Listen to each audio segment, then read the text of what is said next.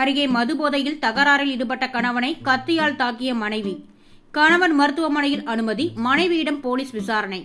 திருவள்ளூர் மாவட்டம் சோழவரம் அடுத்த பம்மதுகுளம் காட்டு நாயக்கன் பழங்குடியினர் பகுதியைச் சேர்ந்தவர் ஆட்டோ ஓட்டுநரான கருணாகரன், வயது 39. இவருக்கு சரஸ்வதி என்ற மனைவியும் ஒரு மகனும் மகளும் உள்ளனர். கருணாகரன் தினந்தோறும் மது குடித்துவிட்டு வீட்டிற்கு வந்து தகராறில் ஈடுபடுவது வாடிக்கையாக நடந்துள்ளது. வழக்கம் போல இன்றும் கருணாகரன் மதுபோதையில் சரஸ்வதியிடம் தகராறில் ஈடுபட்டுள்ளார்.